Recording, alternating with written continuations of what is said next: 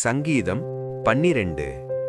செமினீத் என்னும் எண்ணரம்பு கிண்ணாரத்தில் வாசிக்க இராகத் தலைவனுக்கு ஒப்புவிக்கப்பட்ட தாவீதின் சங்கீதம்.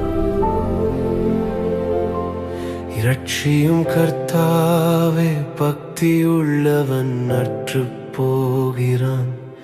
உண்மையுள்ளவர்கள் மனுபுத்திரரில் குறைந்திருக்கிறார்கள்.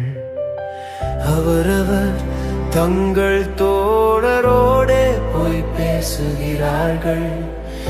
இச்சக உதடுகளால் இருமனதாய் பேசுகிறார்கள். இச்சகம் பேசுகிற எல்லா உதடுகளையும் பெருமைகளை பேசுகிற நாவையும் கர்த்தர் அறுத்துப் போடுவார்.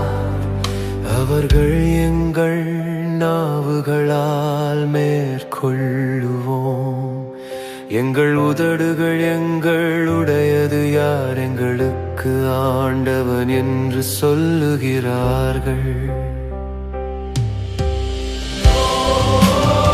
ஏழைகள் பாழாக்கப்பட்டது நிமித்தமும்,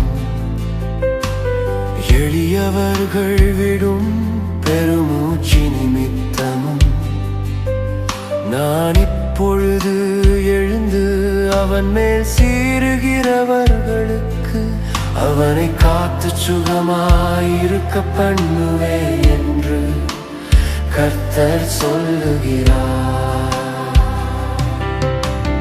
கர்த்தருடைய சொற்கள் மண் குகையில் 7 தரம் உருக்கி புடமிடப்பட்ட வெள்ளிக்கொப்பான சுத்த சொற்களாயிருக்கிறது. கர்த்தாவே, நீர் அவர்களை காப்பாற்றி அவர்களை என்றைக்கும் இந்த சந்ததிக்கு விலக்கி காத்துக் கொள்ளுவீர்.